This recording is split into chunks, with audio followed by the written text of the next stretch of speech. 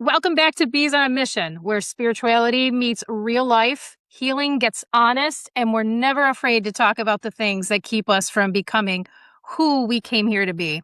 So today, we're actually talking about something that touches every single one of us: money, abundance, worth, and the stories that we've been carrying about what we're allowed to have. And we couldn't have a more perfect guest here with us to help us shake some of those stories loose. So today, we are welcoming our guest, Kelly Dawn. Kelly, welcome. Kelly is a psychic money mindset coach who we are so excited to have on. We've had you on the books for a while, so we got all the questions for you.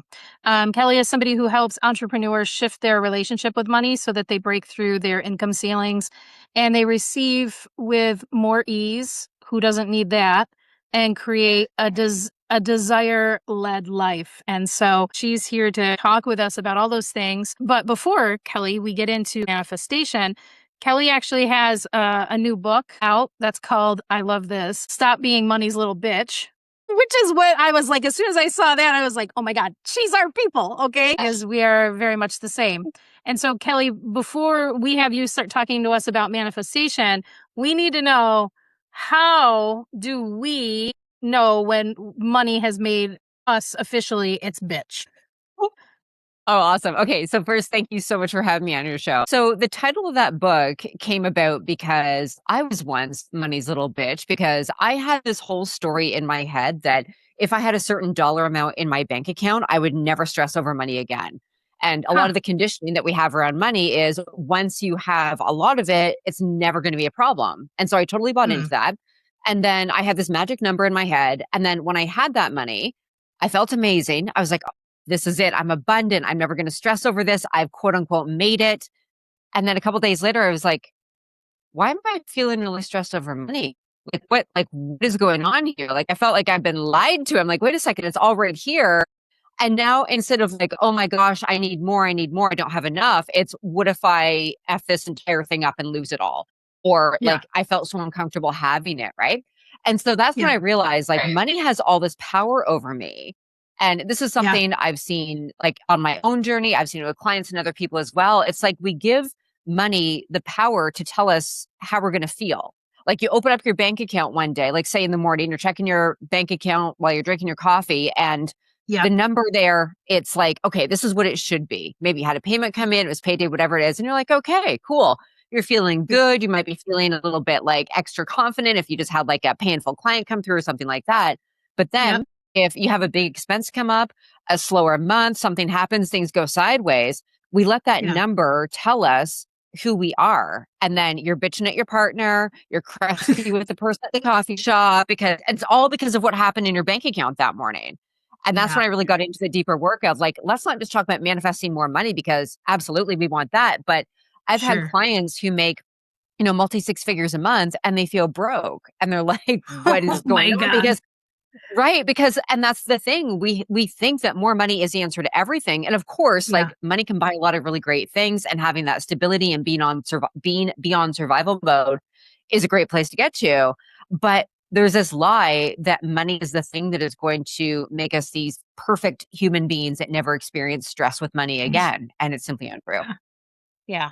So one of my questions is like, what are some of the most common money beliefs that you see people carry without even realizing it? And that sounds like one of them, like thinking like, hey, if I have this dollar amount, then I'm good, But, are there things that commonly that you see like as a pattern with people? Yeah. The big ones are money has to be really hard, because as a society, we have this belief that hardworking people are good people, and we want to be good people. We don't want to go against our values. And so if money comes easily, we can feel like we're a fraud, like we don't deserve it. And we're afraid of what other people are going to think. Because for a lot of us, if you saw someone making money easily, it's like, well, what are they up to? Like, what are they into? Right. It's so shady, Right. right? And Yeah. then the Yeah. other one is like an addiction to chaos. And so if that's something Yeah. that's really ingrained, and then that will show up in your bank account where you'll be on this emotional roller coaster ride with money. It's like you get off on the chaos of like, oh my God, I have to pull money out of my ass at the last minute. It's going to like, Yeah. you have your ups and downs and everything. But I would say those are the two ones, the having to work really, really hard. And Yeah. again, a lot of these are unconscious commitments that we make. Like we don't even realize that we're doing it, but it shows up in Totally. our bank account. Yeah. So is it true? Okay, so you can't even go on the internet, really, Kelly, without stumbling over people talking about manifesting abundance and wealth all over the place, right? It's like, my God, you trip over that shit. So my question is, can somebody genuinely manifest money if they've got all of this subconscious programming underneath that is telling them that they're not worthy of receiving it? Is this just like a bunch of wasted time? Because you don't hear people talk about that part. You just hear people like, you just got to be out here like, oh, you got to do all these manifestations and you got to believe and you got to keep your energy high and you got to do all these things, right? But it's like, no, now you're talking about like core programming. That's like, hey, even if I'm manifesting this, there's probably something silently in the background that's telling me like, no, bitch, you ain't going to get this. Like, is that true? Like, are we He blocking is it so for fiery ourselves? today. I love this. Hey, listen, I love abundance and manifestations and whatever. And it's like, hey, I've been looking forward to Kelly coming on. So, yeah, so I'm fiery today. Sorry, Kelly. I get passionate about this stuff. I love this About question money. because we're manifesting 24/7. It's just something that we always do. And so it's Correct. not like you can't manifest the money with all of this shit going on beneath the surface. It's Yeah. just going to be a lot more difficult. It's kind of like hitting the gas pedal and the brake at the same time. And chances Perfect. are you're going to be like, it's going to be manifestation, but it's going to feel a lot more difficult. There's going to be a lot more like 3D action required, which is going to be part of it anyway. But we're talking about moving in that place where things just feel so much easier. And that's when, like, when you clear the stuff that's underneath, you get to the root. And with this, it doesn't even have to be a complicated process. It's basically Yeah. naming the thing, like identifying what's going on beneath the surface, naming it, and then really just transmuting that story into something that's more supportive. And the big thing with manifestation is our feeling.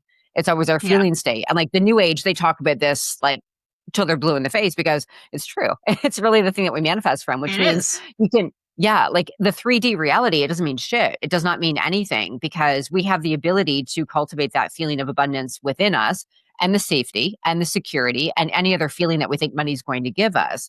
And the more we Right. practice feeling those internal states, even with that programming running underneath the surface, if you're practicing those internal states, you're going to see the manifestation in your 3D reality because you have to. Like you're on that frequency match to the Yeah. abundance if that's what you're feeling internally. But with the Yeah. subconscious thing, that's where you'll notice you'll manifest it and it'll go right at the window. And so you might have like Perfect. you might have a great month and then all of a sudden the car breaks down. You might have a great month and all of a sudden the roof needs fixing, the dog needs to go to the vet and things like that happen. It's like you can't hold it because your system is terrified. It doesn't feel safe. So even consciously you're like, well, of course it's going to be safe for me to have the money. If your system is used to chaos, if it's used to struggle, then it Yeah. is going to create circumstances for you to come down to that level again. Okay. Do you I have all the questions. I should let these guys have some questions too, but I have all the questions. No, you're No. you're good. You're good. Is there okay, so like a lot of us grew up. So G and I are sisters. I should have said this from the beginning. And then, Sean is a really good friend of ours that we've known for years. So like we grew up in a family that was like, oh my God, they ran from lack, right? So like that lack mindset was like it programmed into us deep from a very young age. Money doesn't grow on trees and we can't afford that, or rich people are greedy. So, and I'm sure we are not alone in that. So it's something that we inherited. And so I'm very aware of that programming that comes up. Somebody presents to you, and I know you work with a lot of people individually. And so, like, where do you start with this with people? Like, how does somebody even know that they even have the subconscious programming if they're not even tapped in, I guess? Yeah. So it really looks like having them tell me what their vision is, like for their life, Okay. business, all different areas with money and beyond, because everything's always connected. And then Yeah. having a conversation about how money has been moving in their world up into that point and what they would Yeah. prefer it to look like, because the money is going to Okay. support the vision that they have. And so when we Okay. dig into, okay, well, why do you feel you don't have it yet? Or tell me the patterns, like what's been happening with money over the last year, over the last 6 months. And then Okay. I bring in my psychic abilities. And so as they're telling me their story, as they're sharing the details, I've got my tools out, I'm getting images and things are coming through. And I'm like, okay, Yeah. tell me more about this part here. Tell me more about that. And then we get into the deep programming. Then we get into, well, when I was 5 years old, I was yelled at because I wanted the pair of, expensive shoes or something like that, right? Like we all have Yep. moments where these stories kind of get imprinted.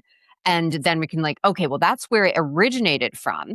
But then Yeah. once you name it, once you have awareness, then it's really about asking yourself, okay, well, now where do we want to go? What do you want it to look like? Because we're the ones Yeah. controlling the relationship with money. And so you can have Yeah. all the programming, all the conditioning, but Yep. when you see that for something that's outside of you, because for Yeah. a lot of us, we take that on and we make it me and okay, that's my identity, that's who I am. When you separate the story from your identity, and this is why I Yes. always recommend people journal, get the shit out on paper, get it out of your Yep. body onto a piece of paper so you can say, okay, this is a story. This is a pattern. This is something that I hijacked from other people. This doesn't even belong to me. And then you Yeah. can ask yourself, okay, so if money was working the way that I want it to, what could that look like? And just get really, really curious without trying to force and change beliefs because that can create even more resistance. But when you get Yeah. curious, you're like, oh, okay, well, what if it could be a little bit easier? And Yeah. what if it wasn't as hard as I think I'm making it? And then we just get Yeah. really curious and dive into conversations around the beliefs, the identity. And then a really big piece is aligning the identity of the version of you who's in that experience that you want to be having with who you are Yeah. now, like taking where you are now and going to that place internally. So I love what you're saying about journaling because, I'm a big journaler. I totally believe in that, and you really start to see a lot of that programming when you start journaling because you're like, oh shoot, here are my limiting beliefs, and here are some of the things that trigger me, and it's amazing when that flow just starts coming out. So I totally appreciate what you're saying with that. The other thing that I usually see out online with anybody who's working in manifestation and money matters is all right, I see people say you can just sit around and do nothing and money's gonna flow to you. And I'm always like, I don't know if that's the case or not, but I bring it up because I'm always stuck with that. I was like, really? So if you're saying if I just sit around and I just believe things, I have no action toward my goals or whatever is happening, the money's just going to flow. So what do you have to say about that, Kat?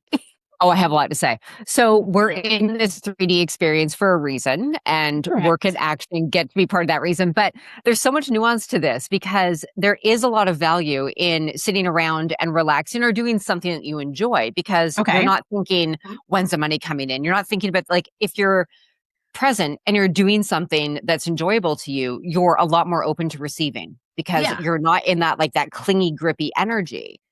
And so we Yes. need to show up, we need to show up, we need to take action. But then, a lot of the women I work with, they're super driven, they're ambitious, and they do Yeah. have trouble detaching. I had a client a few years ago and she was making decent money, but she was also she was always on and she loved her business, but she was working Mm, all the time.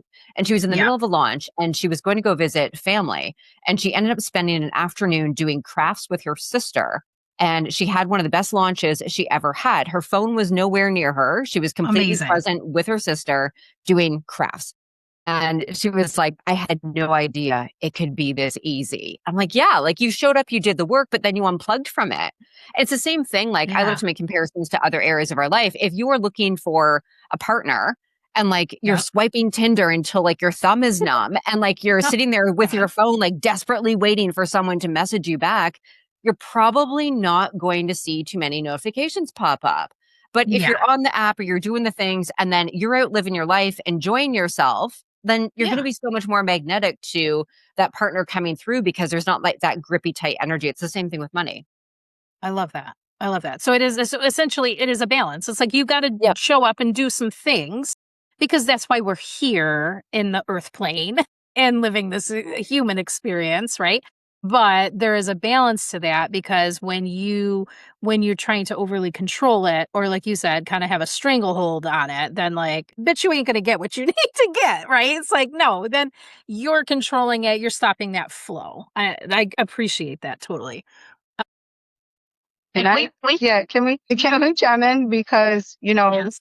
as a business owners, entrepreneur myself, I used to get really hung up on like being out promoting my gym, right? All the time, like always out handing out cards and really focusing my energy on looking for clients and like, really trying to bring business to me when I first started. I'm coming up on 10 years now for the gym. And then I was recommended the book, The Wisdom of Florence Scovel Shinn, The Game of Life and How to Play It. And it's all about manifestation. And I read it. It resonated with me from like right from the beginning, right? And it was almost like my Bible, the manifestations in it. And the one story in it about a woman preparing a hope chest, right? And if you prepare a hope chest, then and you fill it full of things, then it may never come true because it's a hope chest. You didn't prepare, you didn't set yourself up for the relationship. You're just hoping for the relationship. And then when I read that story, I immediately thought about on Christmas, right? Like how every Christmas I really, really, really, really wanted something. And it would be something like a Nintendo or something that was expensive for the time, right? And my mom did work, and I'm an only child, and I was super spoiled. But she would always say, I don't know. I knew she didn't make a whole lot of money, even though she got me everything I wanted. I knew she didn't make a whole lot of money, but I would pray and hope and hope. And every Christmas, I would get exactly what I wanted.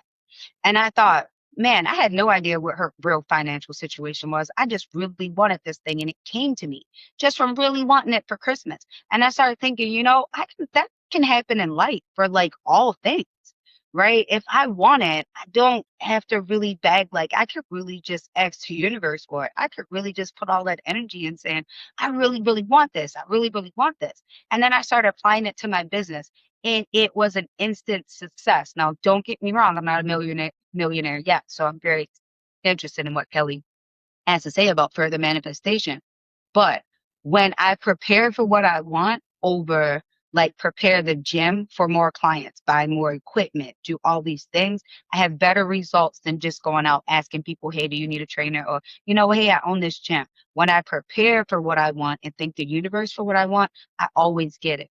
But if I'm just, and even if I'm just like yesterday, like just having a good day with G, a lot of things happened for me because I was in my best light. I wasn't thinking, oh, I really need these things. I really want these things. But this morning I woke up, I was blessed with a lot of things, right? And I didn't work for them at all. I just shared my day with somebody that I loved and we had a good time and I didn't focus on anything. And this morning I woke up and I was blessed with most things that I asked for.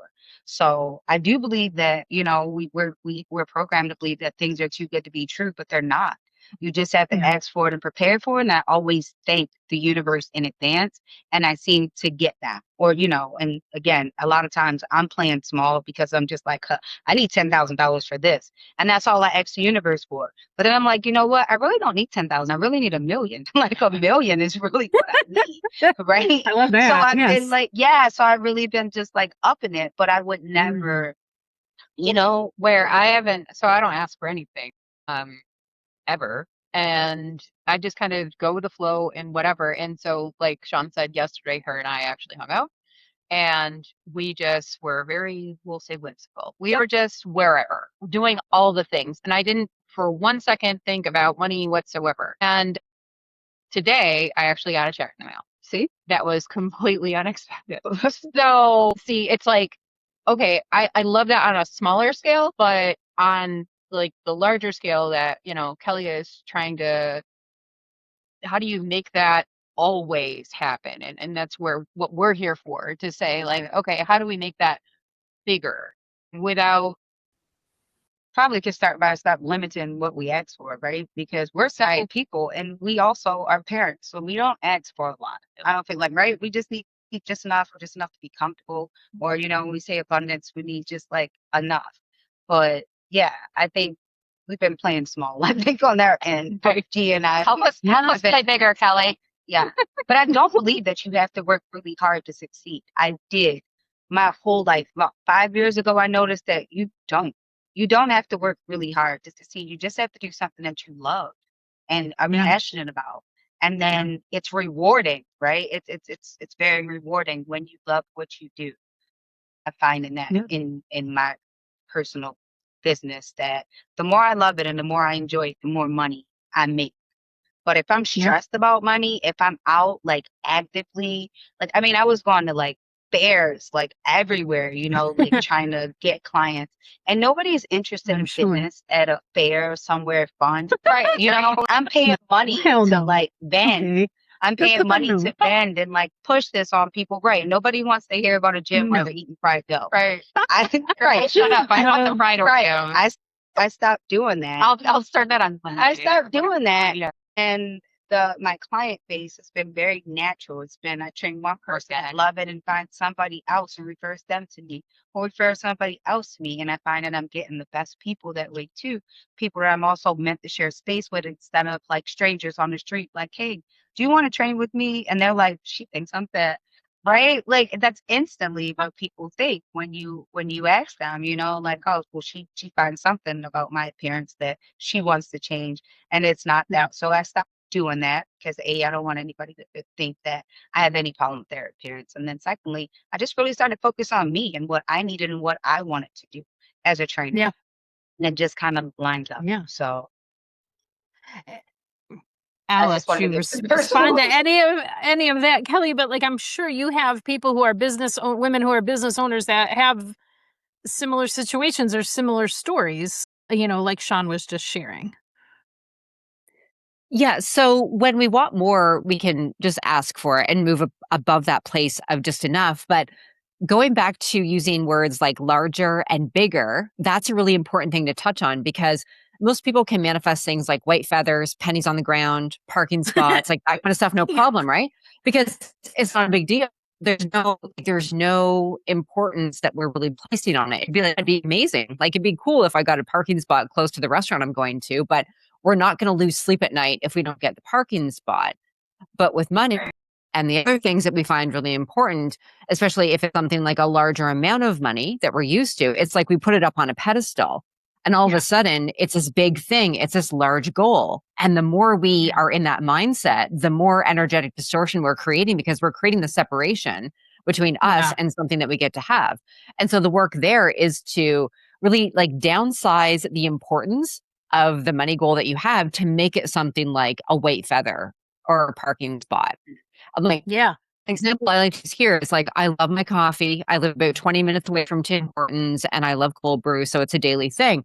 And when I get that desire to drop in to go for coffee, I either get in my car or I go with my neighbor and we go and get a coffee.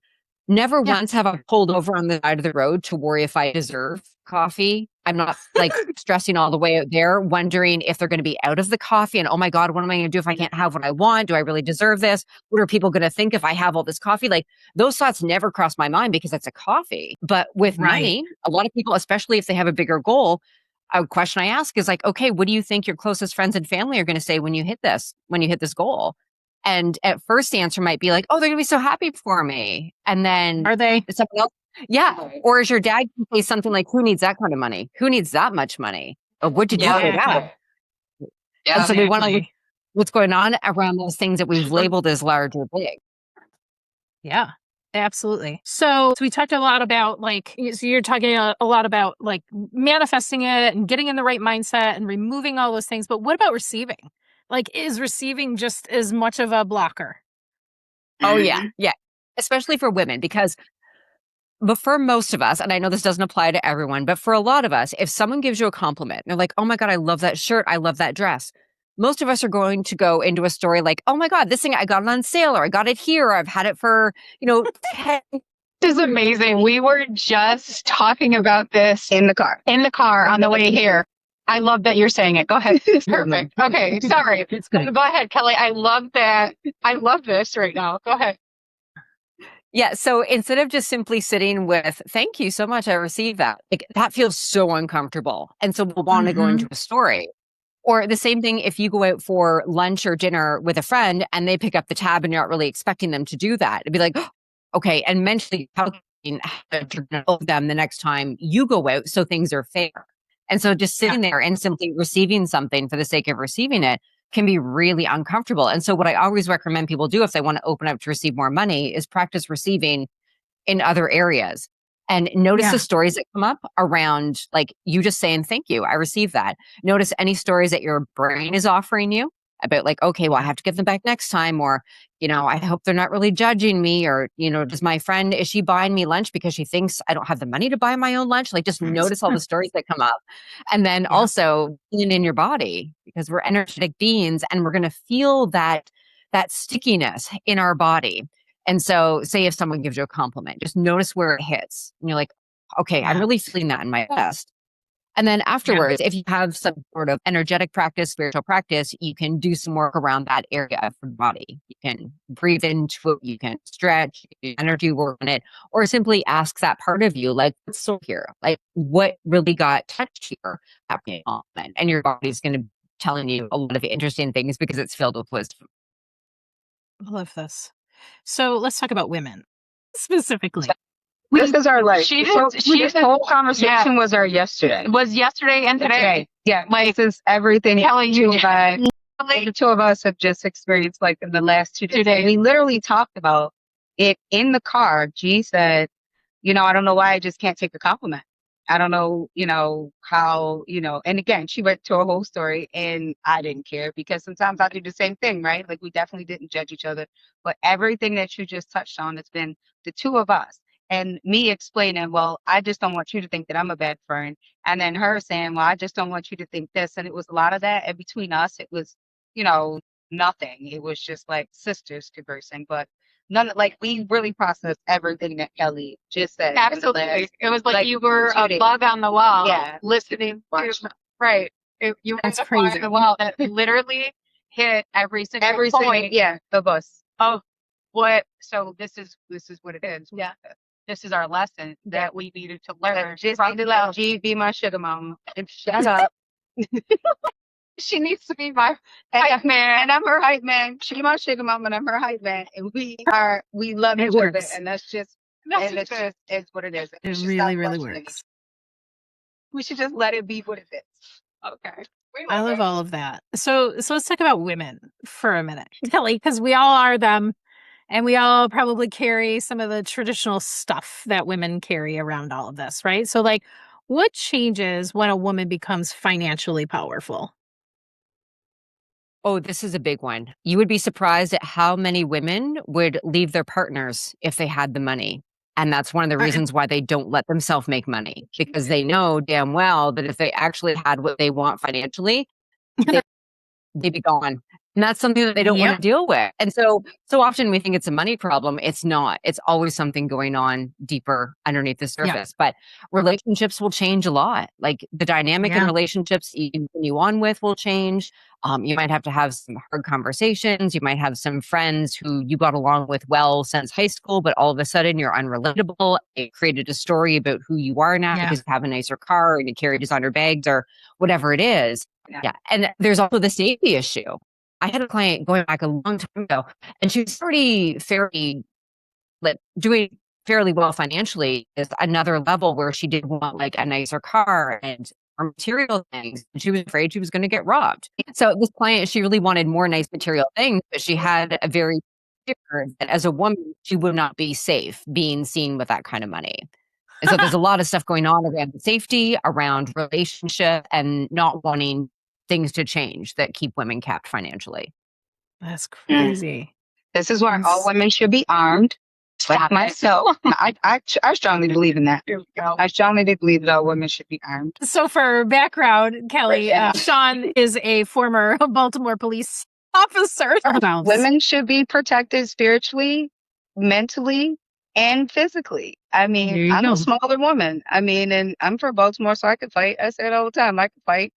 But, sometimes, like for me, honestly, I carry to protect other people because a lot of times I come across somebody actually assaulting somebody else that can't protect themselves, right?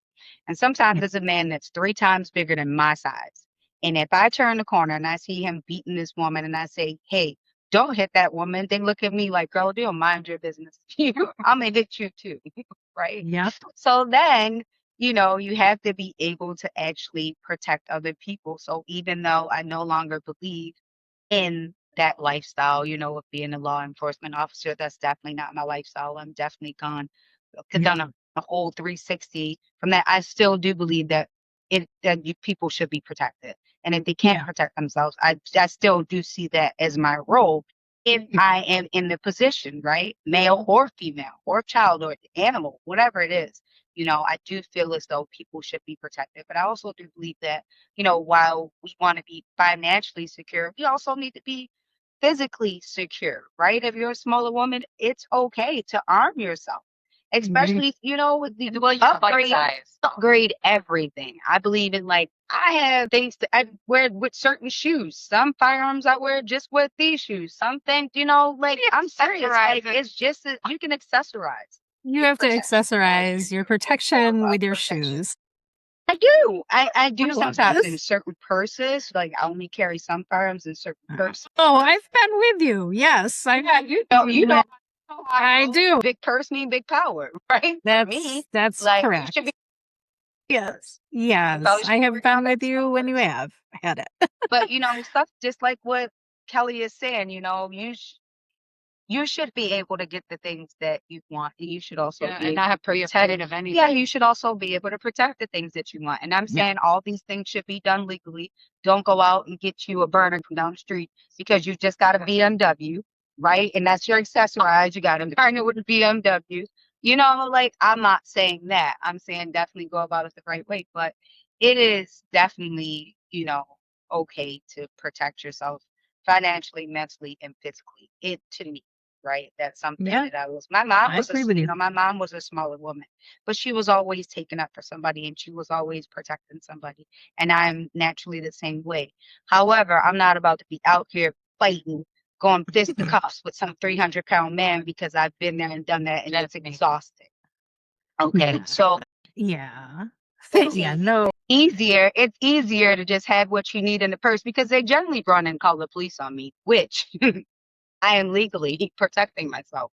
So I have every right to. And it's usually somebody again trying to attack me or somebody else. So I don't know. That's just my take on it. I do believe that all women should be armed, and I know we have digressed from manifesting money, but I don't even know how we went there, but that's that's because our client wanted to upgrade. Oh, that's right. That's right. Because she didn't. That's right. Yeah. That's right. Okay. I always try to follow how this. We go left real fast. I know, but this time we was actually on. Yes, you guys do usually go left, and then I'm like, okay, how am I bringing this back around, and how is this? How does this fit with? But no, I got you. You're the brand. I am a wrangler. Wrangling cats in a bag. Yeah, just don't be. I guess it was Sean's take on don't be afraid to manifest bigger, better things. Kelly, what is one of the darkest money beliefs that you see people carry? Oh gosh. I would say that it's going to transform you into someone that you're not. Okay. That's going to transform you into something that you are afraid to be. Okay. And a lot of this stems from books and people and even from movies and TV shows. There's this idea that once money, then all of a sudden to be like Jeffrey Epstein. That's not the type of person you are. And yes, more money will allow people to do more things in the world. But if you're an evil person, yes, you're going to do more evil things. But if you're a good person, you're going to do more good things. And so there's this idea that if they make a lot, then they're going to be in the same category as people that they despise. And so they'll cap them. I always want to manifest more money so I can help people on a larger scale. I also want to make more money. So unlike other people want to leave their spouse, I want to retire my spouse. My spouse has worked hard. Gabe has worked hard enough.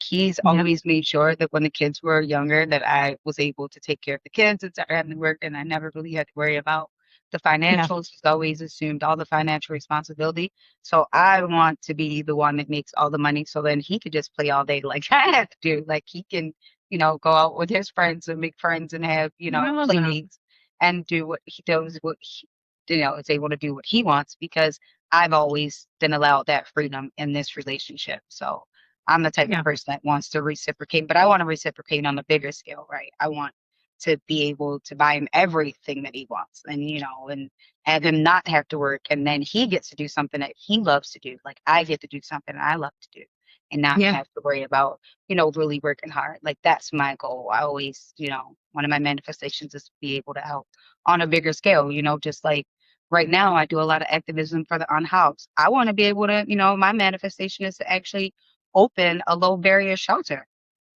right? Yep. That's my goal to manifest this money so I can help on a way bigger level than what I am now. Yep. So, Yeah. Yeah. We've seen this is kind of like a good place to kind of interject some of like what we're doing as bees too, and how this kind of applies to us because like Sean, you have that vision. I also have a very similar vision about unhoused populations that I've worked with in, in my corporate career. Like I have this whole vision that I've been given that my uncle and I, who's, retired, he's, draftsman, senior engineer, like knows like all of the ins and outs of homes. Like I've seen like creating an entire organization that takes zombie houses and, through contracting and things and flips those houses and then provides opportunities for people to start their lives in these homes through a vetted process. And he's like, and when I was sharing this with him recently, he was like, wait a minute. How do you know that this has been my vision for a long time? I was like, well, this vision just kind of landed in my lap one night. Like spirit woke me up, showed me the vision. It was like, you're going to do this with your uncle. But his part was like, I can do the vetting and the contracting and all of the actual construction piece of this. I didn't know how I was going to get people in the door. I didn't know how I was going to find the funnel of the people and looping people in. But I think that's where I come in. That's where we come in for kind of funneling in the people and finding the right ones. And then the other thing that we've seen as like a bigger 3B's vision. And, I don't go into great detail about this, but like, I know that we are building something enormous. We're starting with this podcast, but it has been confirmed over and over and over again to me. So a lot of what you're talking about, Kelly, like, yes, I need to apply those things to myself, but also to the vision of this thing that we're building as, Bees on a Mission, which is this bigger platform for spiritual awakening and all of these various pieces that are part of this. I need to be in a space where I'm able to hold and manifest and continue to carry that vision as well for us and for the team. I don't want to be a blocker for that in any way because people like yourself, that we meet along the way, there's going to be a rounding back to be like, hey, we now have these events. That's why like we're really very interested in what you're sharing with us because it's very applicable to us personally and our businesses and our own lives, but also for this bigger mission that we know that we're on. And I have a lot of homework to do for myself. So thank goodness, because most of the stuff that you're saying, I was like, yep, I've done that. Yep, I still do that. Yep, I need to examine that for myself, which I'm sure a lot of people that are listening will be saying for themselves too. One thing that I wanted to talk about, like one last question, and then I just want to kind of do something fun, like a little like rapid fire things, just because they're my curiosities, Kelly. So people that may be carrying debt, okay, and debt carries shame energetically, right? So how do people separate like the numbers from the shame? Like how do they experience or carry like they're carrying this debt? Who cares how they got there? Like, I mean, I know people that are like way underwater. Thank God I'm not one of those, but like I do know people that are like that. It's like how do you move through that if that's your state? Yeah, and it all comes down to the story that you're telling yourself about what the debt means. Like if you're Okay. walking around telling yourself this is something I should be ashamed of because you're raised to Okay. believe that having debt was bad. If you're walking around feeling shame around your previous choices, oh, I shouldn't have put that on my credit card. I shouldn't have done this. I shouldn't have done that. You really want to Yeah. look at that story because it's running in the background of your mind even when you're not active in the thoughts. And then Okay. when you shift things and you're like, you know what?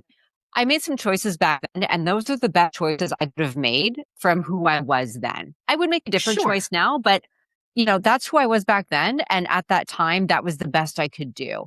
And when you make Yeah. peace with that and you like, we disentangle from that emotional attachment to the word debt, to the meaning of the word debt, then we can have it as something that, yes, we're paying it off. Like we don't just stick our head in the sand and be like, oh, la la la, it doesn't exist. Like we're doing the Yeah. things in the 3D to take care of that, but we don't Yep. focus on it. Like I remember Bob Proctor teaching he taught on this, and he said, like, you set up an automatic repayment plan or like you make an arrangement with the creditor, set something up, you pay it once a Yep. month, you never think about the debt again. You do not go Nope. there in your mind. You focus on in more money. I Back love to the that. story that you're telling about what carrying that means. And I love that you just said, like, you kind of put it on auto, like you put it on auto payment, because then it really doesn't require your energy at all. It's like, nope, that's just something that comes out.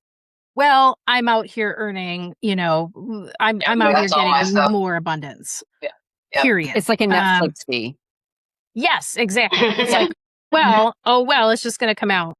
Which, by the way, like, how many of you, like, has anybody ever examined their Netflix stuff? Like, I signed up for that like 20 years ago or something. Almost now, right? It's like, whatever. It just comes out and you're like, oh yeah, that's fine. Okay, cool. I can still watch all my murder documentaries. I'm fine. That's all that matters. Exactly. First 48 right now. Exactly. I just watched the Idaho ones. The awful. Me too. To the school. Awful. Yes. Awful stuff, right?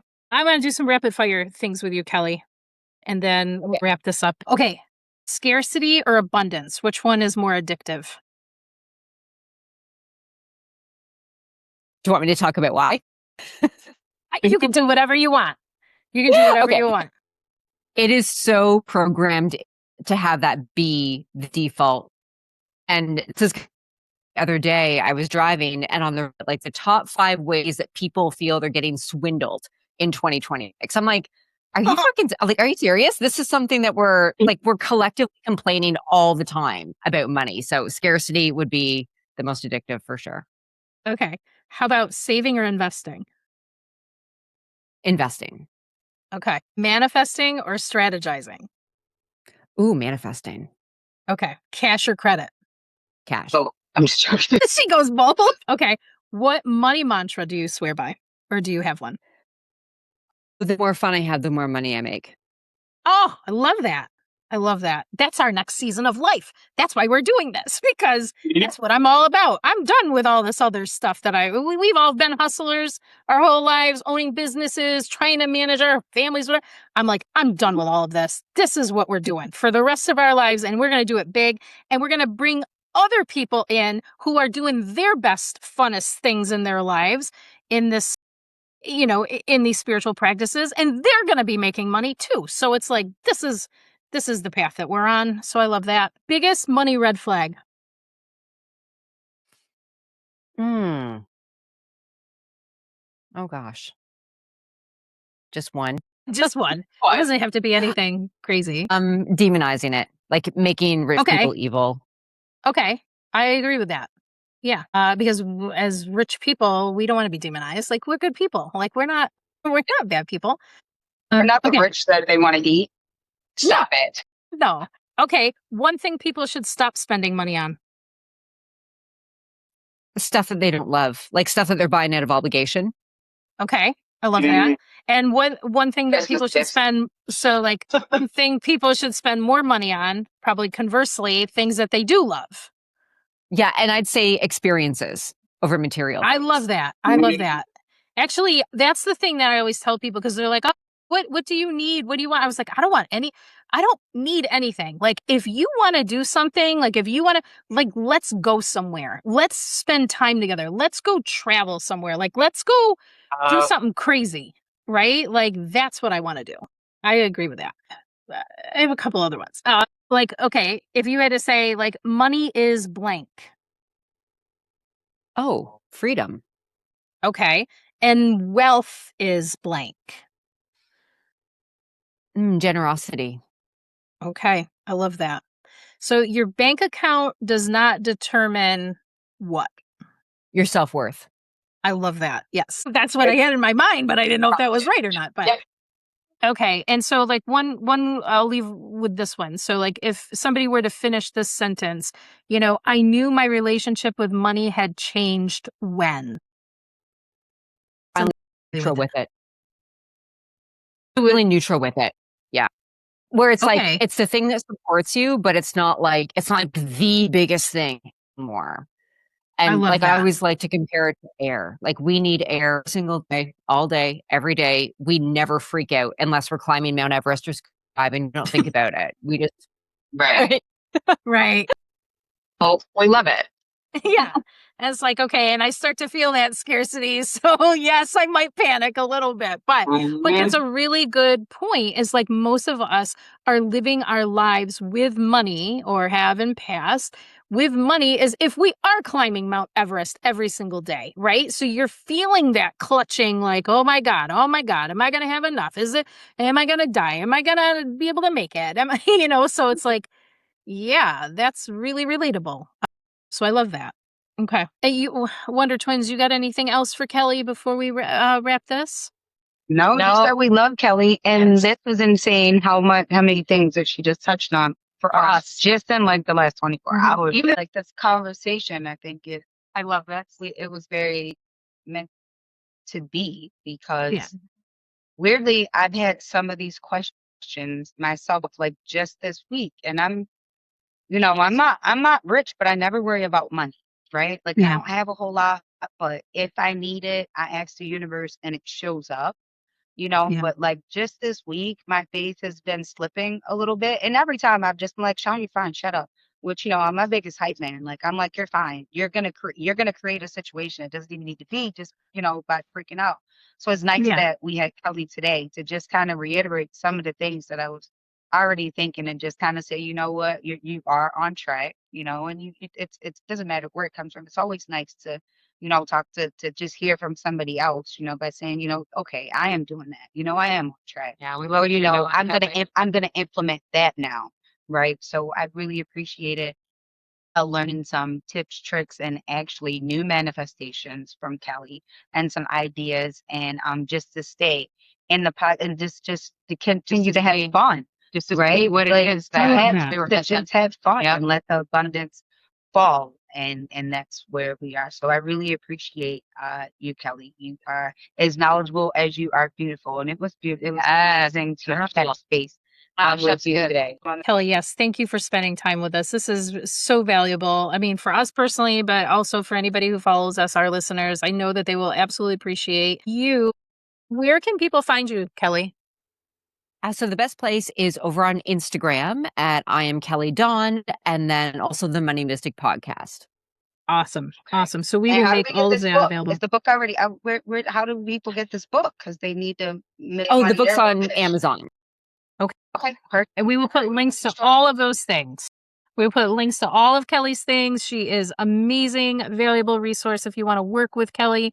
She also does that, individual practice as well. So like go find her. Go find her if you want more of Kelly. We are absolutely big advocates of what you're doing. And hopefully Kelly will come back and join us again. Maybe we'll have Nando with us too. So that'll be like a Maybe homecoming for those two too. So the Nanda, we miss her. Repping all the Spiritual do. Gangster, make sure you follow her too as well. Spiritual Gangster. Yep. She's amazing. She is amazing. She is amazing. And so I have a feeling, Kelly, that as our mission grows and our platform grows, that we will be in connection with you as we start, bringing in different partners for different types of events and things that we will be doing down the line. I feel that. I feel that, there's an alignment there. So we won't be strangers. We won't be strangers with you. We will definitely continue to keep in contact. Awesome. Amazing. So thank you. And we will catch you on the next one. yeah. Yeah, love you.